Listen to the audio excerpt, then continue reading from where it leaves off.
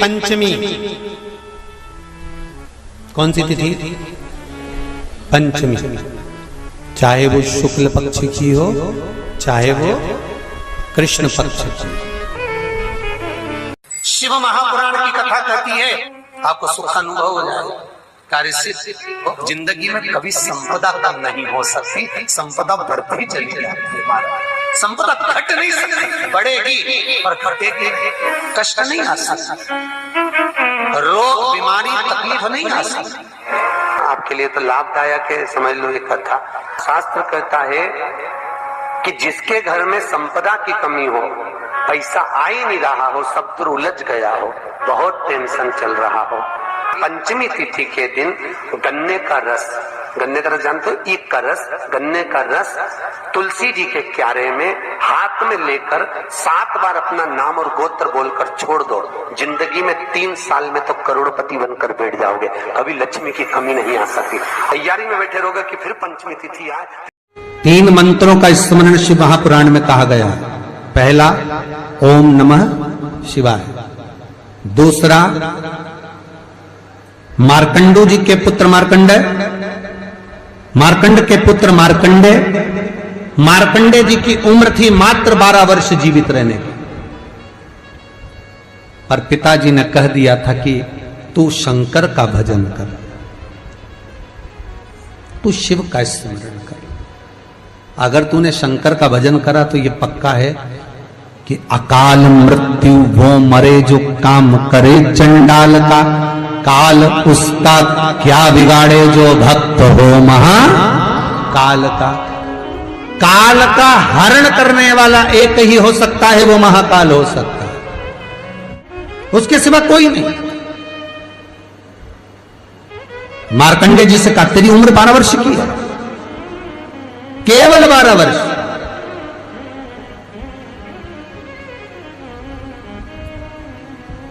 पूछा पिता जी से चरण पकड़कर मार्कंडेय जी पूछते हैं, मैं 12 वर्ष बाद मर जाऊंगा? हाँ, प्राण छूट जाएंगे? हाँ। कथा सुनी थी पिताजी के मुख से कि यमराज आता है, पाड़े पर बैठकर गदा लेकर आता है, बड़ी बड़ी मूंछें हैं, काला स्वरूप है, मुकुट सोने का पहनता है, हीरे का, उसमें एक रतन लगा होता है, गले में भी स्वर्ण, उसमें हीरे जड़े होते हैं, काला विग्रह होता है यमराज का, और वो अपने दूतों के साथ आकर पास डालकर बांध कर ले जाता है। तो उस मार्कंडेय को वो चरित्र याद। आज अंतिम दिन, 12 वर्ष की वो घड़ी, वो पल, वो क्षण आ गया जब मार्कंडेय जी के प्राण छूटना है। समय आ गया। मार्कंडेय जी के पिता जी से कहा जाओ और जाकर आप शंकर की भक्ति में रम जाओ। पिताजी और माताजी भी लग गए, मार्कंडेय जी भी लग गए। मार्कंडेय जी को लेने के लिए यमदूत आ गए, डर गया। थोड़ी देर बाद यमदूत देखे कि शंकर का अनुमोदन कर रहा है, वापिस चले गए। यमराज आ गया, वही पाड़े पर बैठकर, वही भैंसे पर बैठकर, वही काला स्वरूप। डर लग गया 12 साल के बच्चे को। उसने शंकर का शिवलिंग पकड़ लिया, गले से लगा लिया, शंभो मुझे डर लग रहा है, शंकर मुझे भय लग रहा है। और तब तेज तेज महामृत्युंजय मंत्र को, वैदिक मंत्र को पुकारना प्रारंभ करा। जब 33 अक्षर के उस महामृत्युंजय मंत्र को पुकारा, शंकर सामने खड़ा हो गया। यमराज पीछे हट गया कि ये अब मेरा है, इसको तू नहीं मार सकता।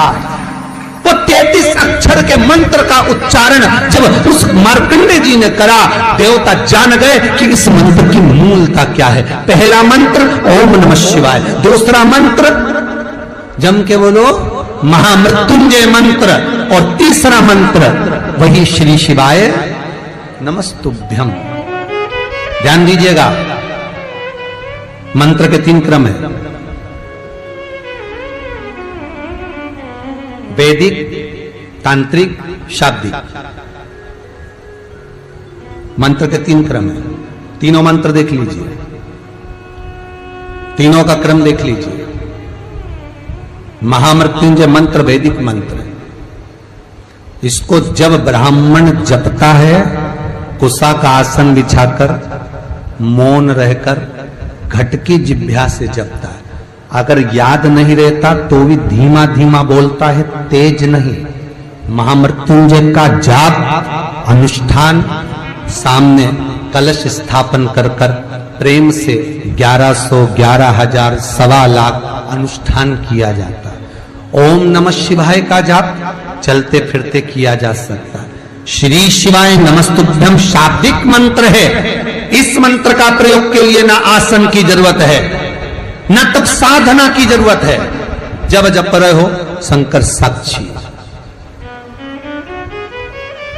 हाँ, कोई रोग आ गया, कोई बीमारी आ गई, कोई कष्ट आ गया, बहुत भारी आ गया, तो महामृत्युंजय का स्मरण शंकर की साक्षी में होना चाहिए।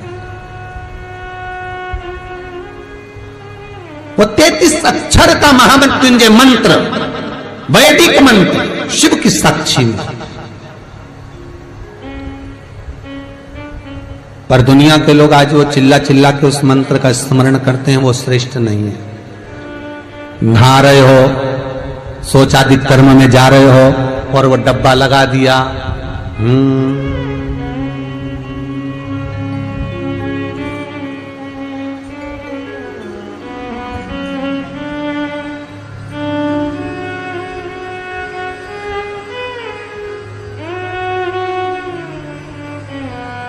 अब मंत्र चल रहा है, आप मन से बोलिए, बोलना आवाज नहीं आना चाहिए।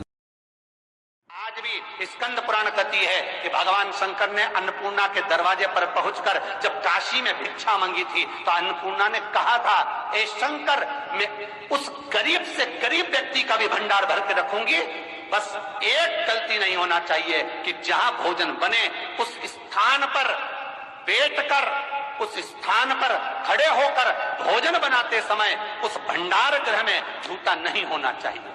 तो तुम्हें भर दूंगी भंडार।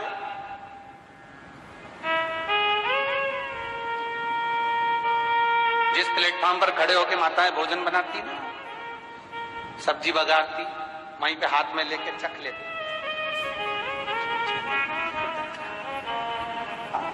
वहीं हरियो जगदम्बा, विचार तो करो।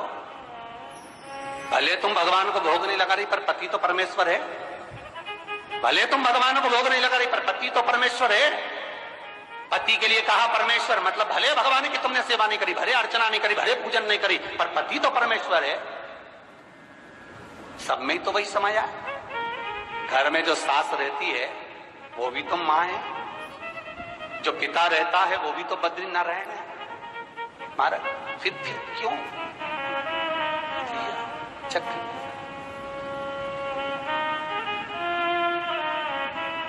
तुम चक कर भी बनाना तो भी तुम्हारे घर में स्वाद नहीं रहेगा।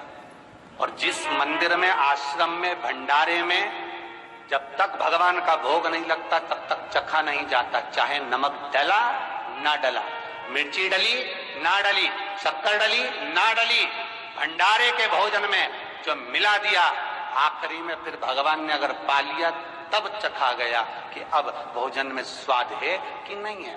तो कभी अन्नकूट की जो सामग्री बनती है, सब्जी बनती है, राम भाजी बनती है, राम भाजा बनता है, मिक्स वेज सब्जी बनती है, भगवान के भंडारे की कद्दू की सब्जी बनती है, उसमें आप भले मिर्ची ना डली, नमक ना डला, फिर भी घर में एक पूरी खाते होगे, वहां 4 निपटा क्या होगा?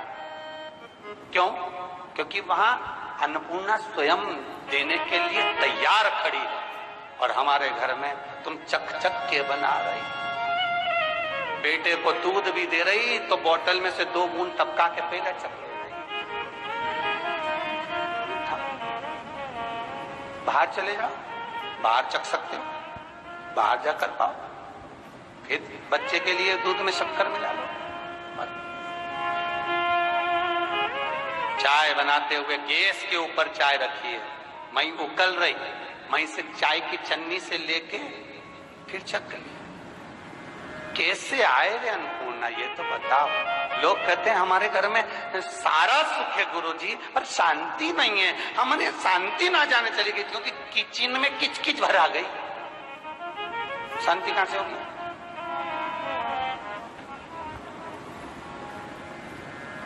वहां इतना किचकिच भरा हुआ है। प्रेम, करुणा, वात्सल्यता, स्नेह, समर्पण समाप्त हो।